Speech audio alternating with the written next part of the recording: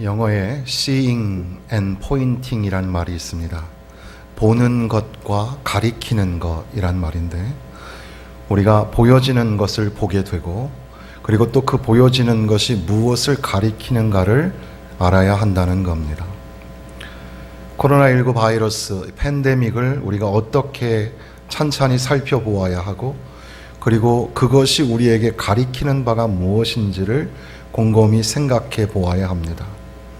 전례 없는 이 대전염병의 창궐함으로 인하여서 온 세계가 시름을 앓고 있으며, 또한 홍수와 장마로 수많은 피해를 경험하고 있는 즈음에 과연 이런 상황 속에서, 이러한 대재앙과도 같은 상황 속에서 우리는 무엇을 보아야 하며 또 무엇을 준비해야 하는가, 그리고 이것이 가리키는 바가 무엇인가를 생각해 보아야 합니다. 이것은 잠시 왔다가 가는 병이 아니라 문명사적인 전환이라고도 합니다. 그러니까 생태에서부터 기후 환경에 이르기까지 삶의 모든 영역을 흔들어대는 그런 새로운 문명사의 전환점, 소위 임계점이라는 말이 있지 않습니까? 그래서 어떤 물질의 열을 많이 가열하면 이 액체가 기체로 바뀌게 되는, 구조나 성질이 변하게 되는 그 포인트, 그것을 임계점이라고 하는데, 그러한 이 변화의 전환점이 바로 이 팬데믹과 관련이 있는 것이 아닌가, 이렇게 생각을 하게 되는 즈음에 과연 우리는 무엇을 보고 있는가, 그리고 그것이 무엇을 우리에게 가리키고 있는가, 그리고 우리는 어떠한 마음가짐으로 무엇을 준비해야 할 것인가 생각해 봐야 합니다. 최근에 CBS 정관용의 시사잡기라는 프로그램 아침 방송, 라디오 방송에서 각계의 석학들을 모셔다가 코로나 이후의 세계를 진단하는 그런 프로그램이 있었는데, 거기에 나왔던 석학들의 내용들, 대담들을 책으로 만들어낸 것이 코로나 사피엔스라는 책입니다. 그 책의 각계의 전문가들은 짧게는 3년에서 5년 사이에 이런 전염병이 계속해서 나타나게 될 것이라 경고하기도 하고, 우리가 가지고 있는 근간, 문명, 인류 문명의 주춧돌과 같은 그런 기초들이 다 흔들리게 될 것이다. 그리고 자본주의가 흔들리게 될 것이고, 소위 우리가 가지고 있는 가치관, 행복이라는 것도 흔들리게 될 것이다. 그런 이 도전적인 그런 진단들을 하기도 하였습니다. 제이슨 생커 같은 사람은 코로나 이후의 세계라는 책에서 이제 응용적 미래학자라고 하는데, 앞으로의 미래 세계가 바뀌게 될 것이다. 그래서 쉽게는 우리가 여행을 불과 작년까지만 해도 우리는 여행을 다니고 비행기를 타고 해외를 갔었지만, 지금은 그렇게 갈 수가 없는 상황이 벌어졌습니다. 여행에 관한 관점이 바뀌게 된다. 아직도 우리는 이제 이게 좀 잠잠해지면 내년에라도 비행기 타고 여행 가면 되겠지 생각하지만, 그러나 그렇게 쉽게 상황이 바뀌지 않을 거라는 겁니다.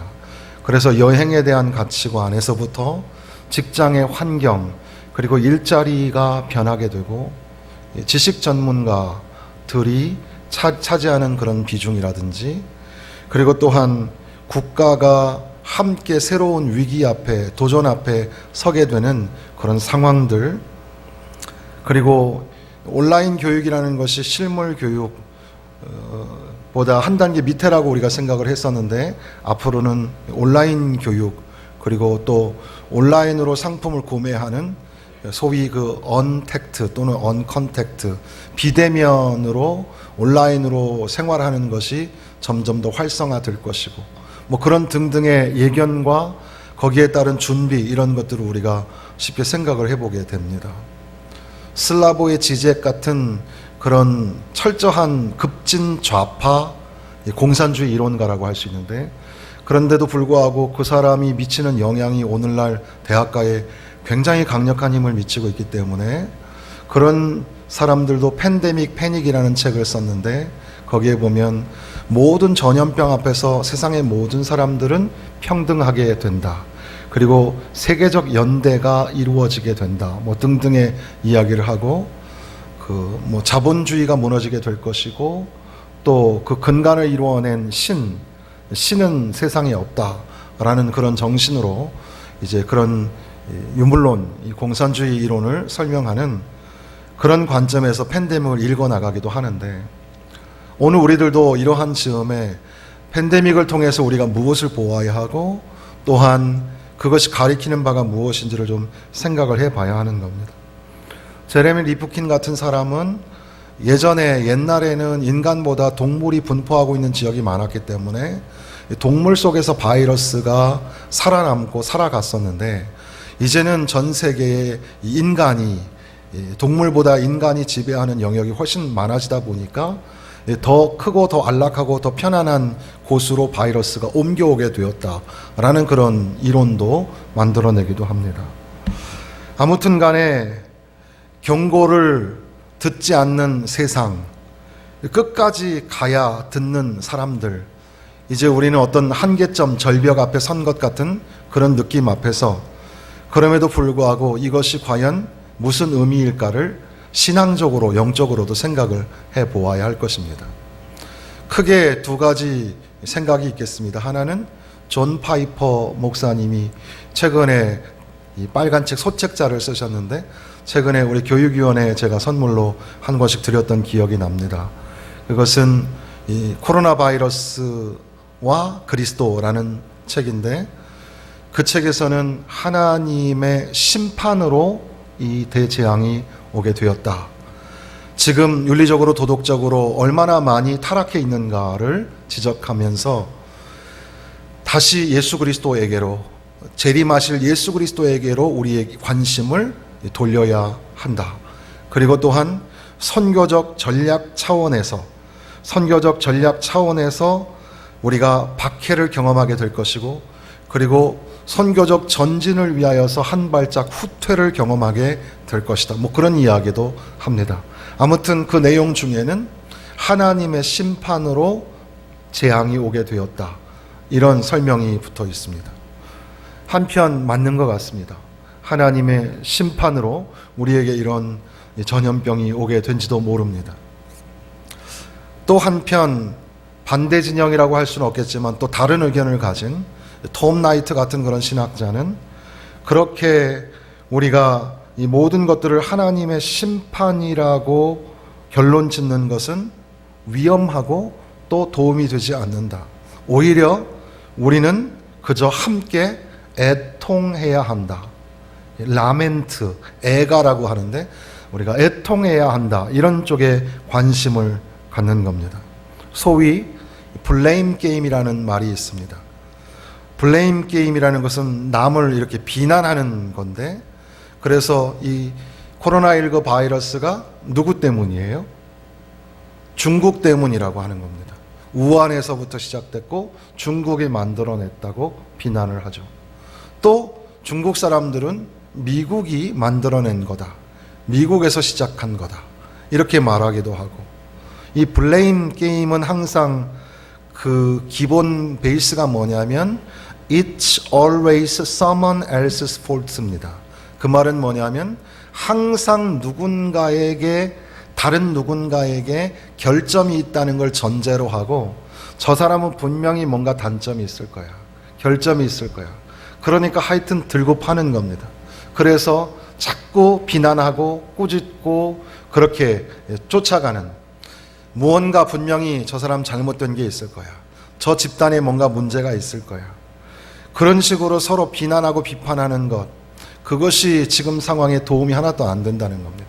오히려 성경으로 돌아가고 예수와 복음서로 돌아가고 신약으로 돌아가고, 그리고 그저 우리가 할 수 있는 것은, 그리스도인으로서 반드시 하나님 앞에 응답해야 하는 것은 우는 것이다, 함께 울어주는 것이다. 그 말도 한편 일리가 있습니다. 일찍이 T.S. 엘리엇이라는 시인이 그 사중주 내편이라는 큰 이 시집 중에 이 이스트 코커라고 자기의 고향을 그리는 그런 시에서 이미 그렇게 자기 자신이 아무것도 아니라는, 무지함 속에 있어야 된다라는 것을 고백하는 그런 내용 속에서 우리가 그저 무언가를 하려고 하는 게 아니라 또 누군가를 향하여 지적하려고 하는 게 아니라 도리어 그 자리에 우두커니 서서 그것을 맞닥뜨리고 받아들이는 것이 필요하지 않을까, 그런 지적도 일리가 있습니다.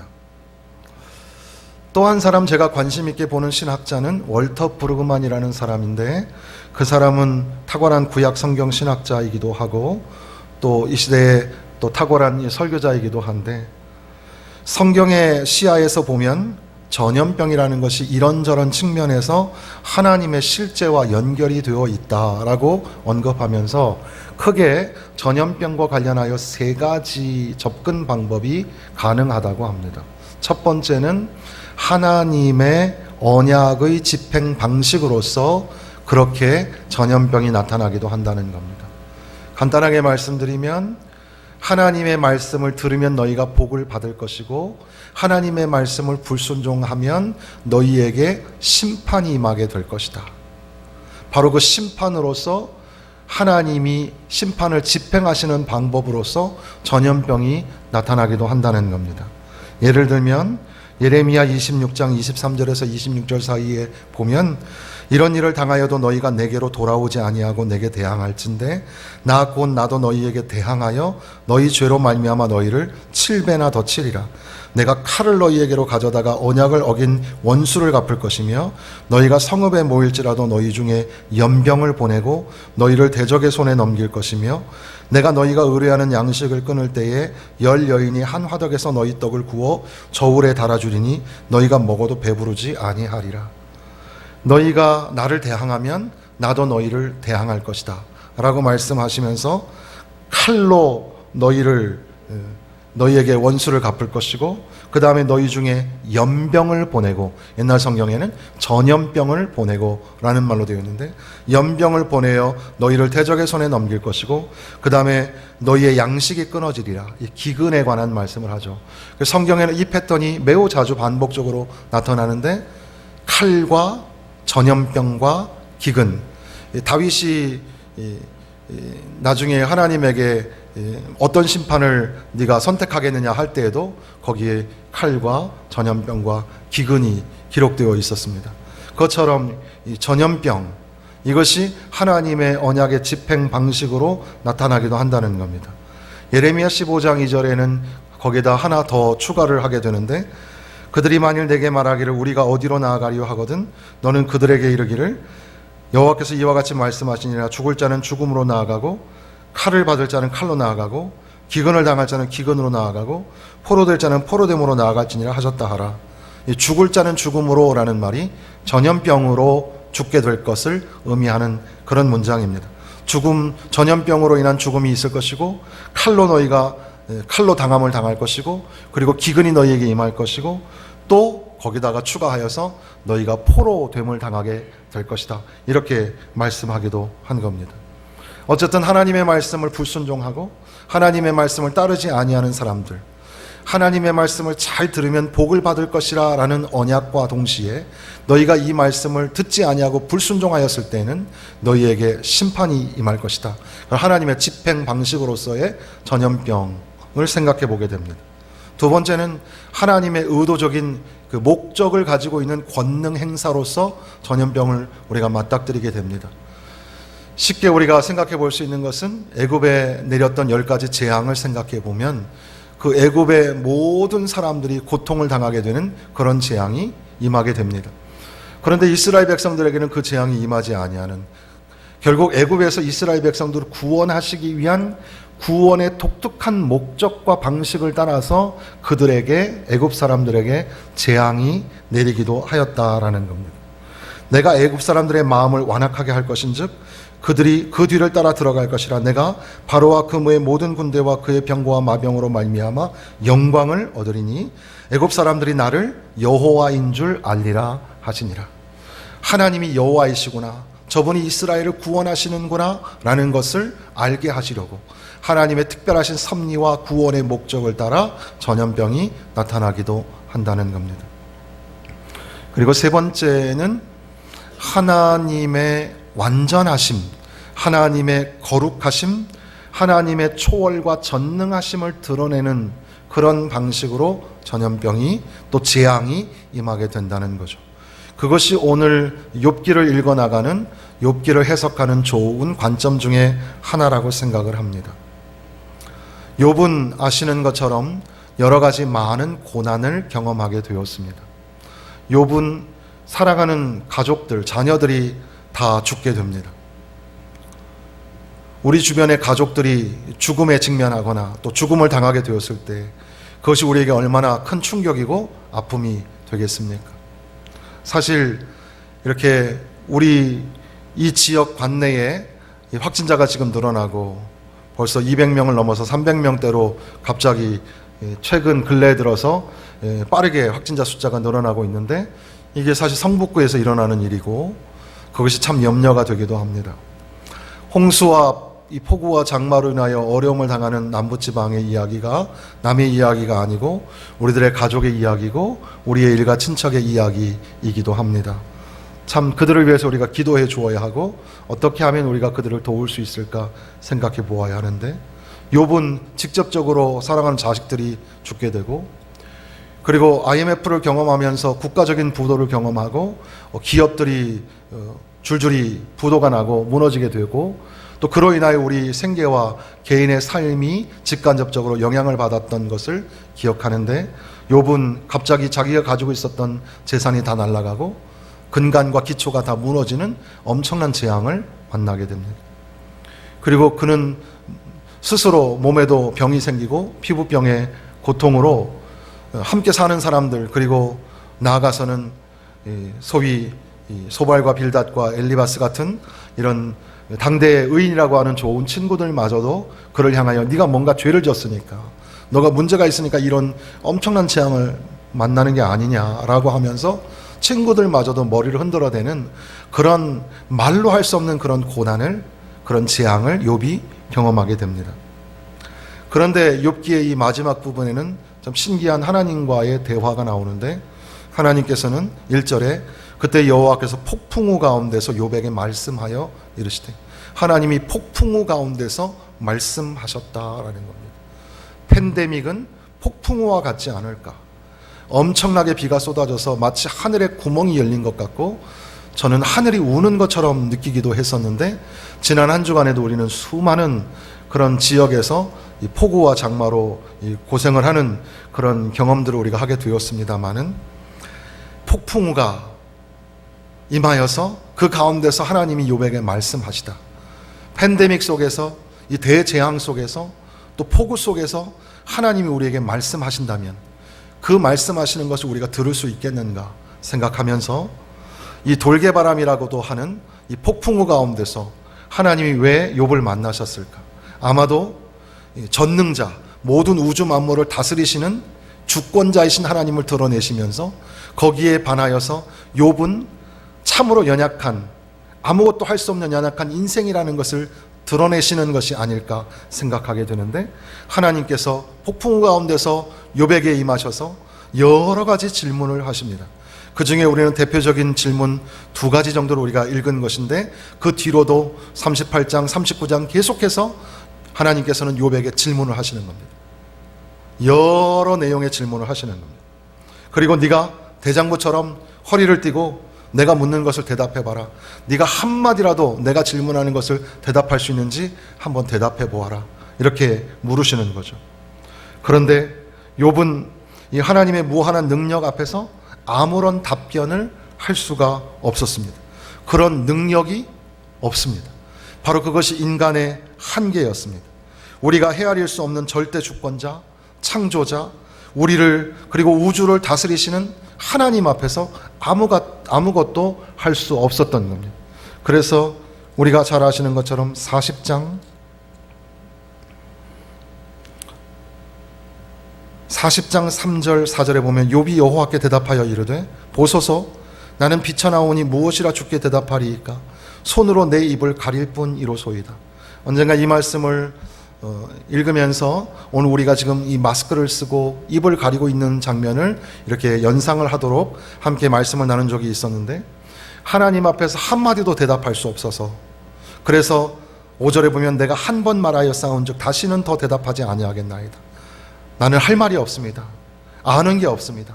아무 말도 못하겠습니다. 전능자 앞에서 우리가 삶을, 그리고 삶의 정황을 해석하고 이해할 수 있을까? 그렇지 못하다라는 겁니다.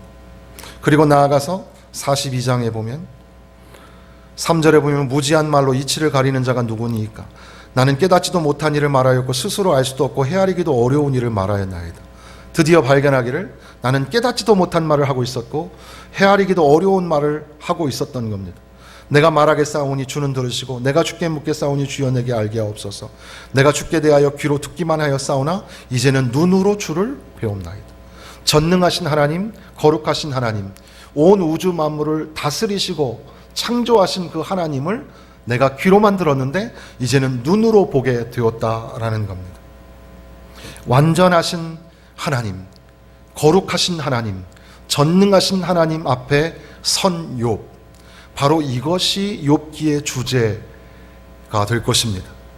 욥이 믿음을 잘 지켰고 고난을 잘 참아냈기 때문에 나중에 갑절로 2배, 4배의 그런 축복을 받게 되었다, 이런 이야기가 주제가 아니라 오히려 욥이 고난 중에도 믿음을 성장시키고 발전시켜 나가는 과정 속에서 욥이 아무런 잘못도 없는데도 불구하고 애매히 당하는 고난이라고 고백하였지만, 그러나 전능하신 하나님을 맞닥뜨리니까 그 하나님의 거룩하심과 그 완전하심 앞에서 나는 지금까지 무지한 말을 했고 깨닫지 못한 말을 했고 그러므로 나는 내 입을 닫을 수밖에 없노라고 하나님을 대면하오니 하나님 앞에 서서 나는 아무것도 할 수 없는 존재라는 그런 이 경외감을 만나게 되었다는 겁니다. 오히려 우리에게 당하여지는 이 대재앙을 통하여 하나님이 우리에게 가리키시는 바는 하나님의 거룩함을 만나기를, 하나님의 경외감을 만나기를 원하시는 것이 아닐까요? 때로는 이 하나님의 완전하심과 거룩하심을 맞닥뜨리게 될 때에 우리는 당혹감을 느끼게 될 것이고 거리감을 느끼게 됩니다. 도대체 이런 일이 왜 생길까?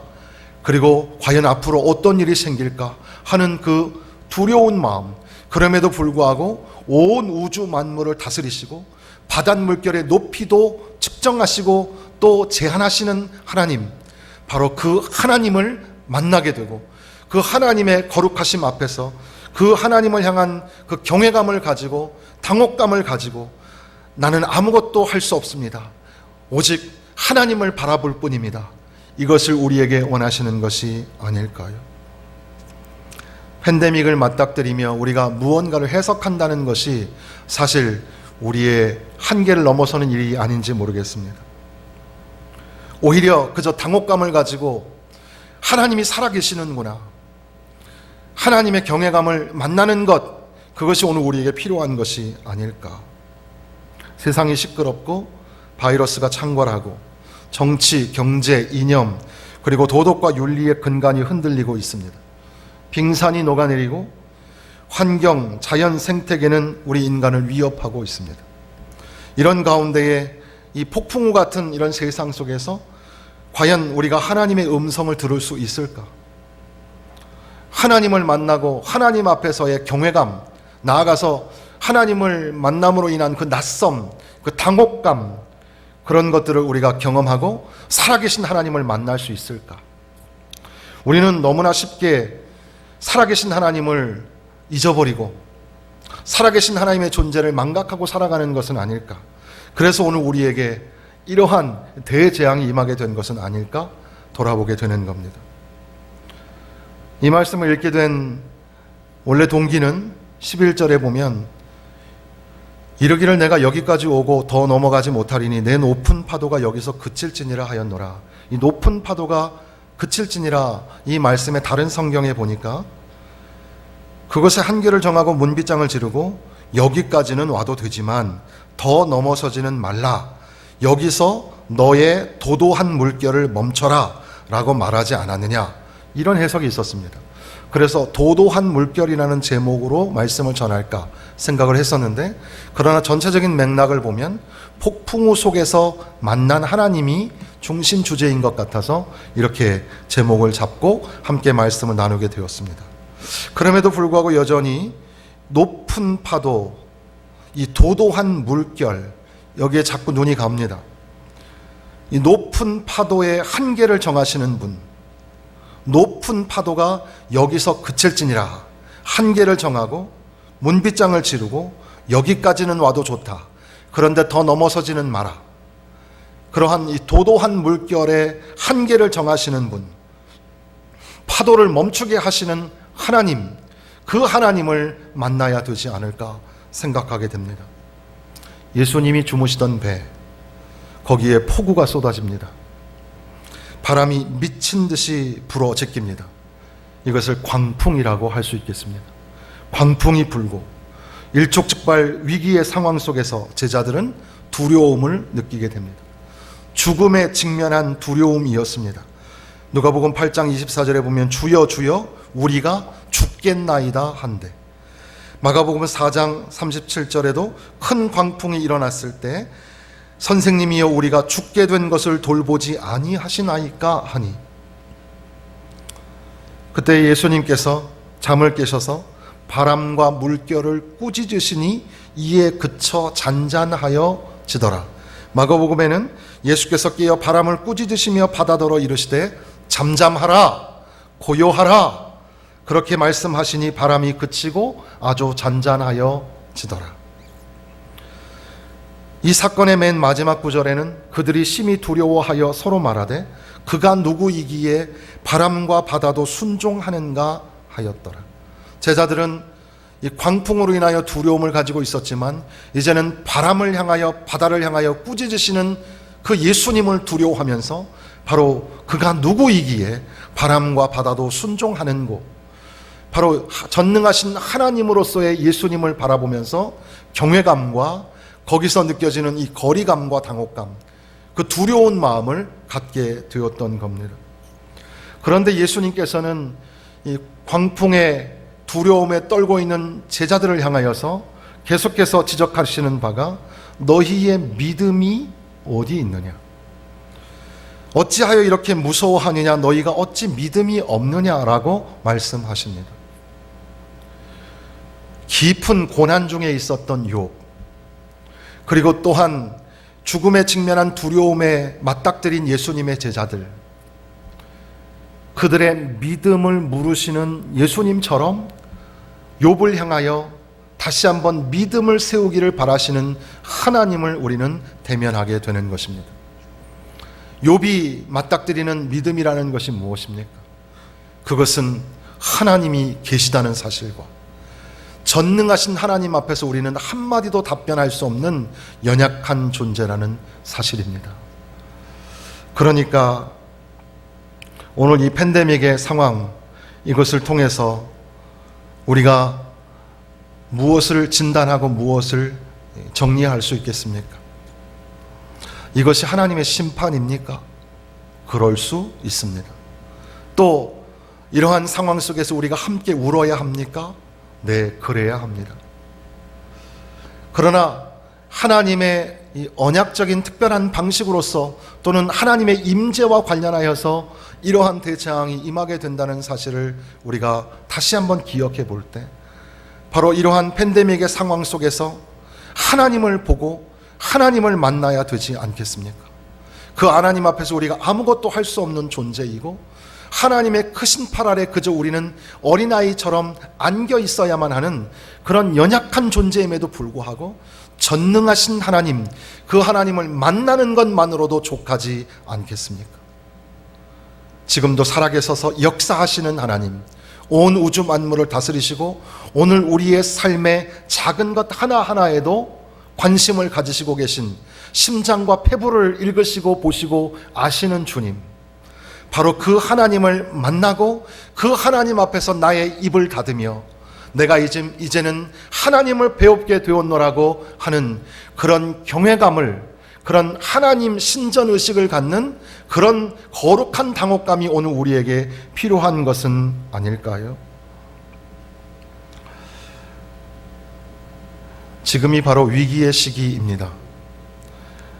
위기의 시기에 큰 위대한 정신이 일어났던 것처럼 이러한 위기의 시기에 자기를 성찰하고 앞으로 어떻게 살까를 가늠하고 그리고 새로운 기회로 삼는 것, 그리고 그러한 새로운 기회를 가지고 살아갈 수 있도록 능력을 주시는 것, 이것이 바로 하나님의 은혜입니다.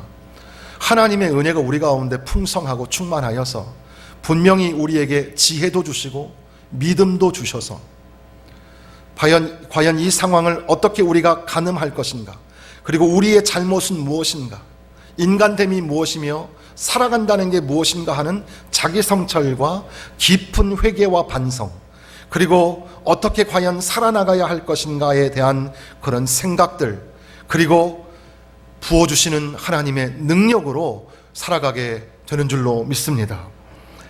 바로 이렇게 하나님이 우리와 함께 하시고 하나님을 대면하고 하나님이 우리를 이끌어 가신다는 믿음을 가지고 오늘 팬데믹을 경험하는 가운데 그저 막연한 죽음에 직면한 두려움이 아니라 이 모든 상황도 한계를 정하시고 문빗장을 지르고 파도의 물결도 정하시는 하나님, 잠잠하라 멈추어라 하시는 하나님이 계시다는 사실을 더 확실하게 믿으면서 풍랑 가운데 폭풍 가운데 하나님만 바라보며 하나님 붙잡고 살아내어지시기를 주님의 이름으로 축원합니다. 기도하겠습니다.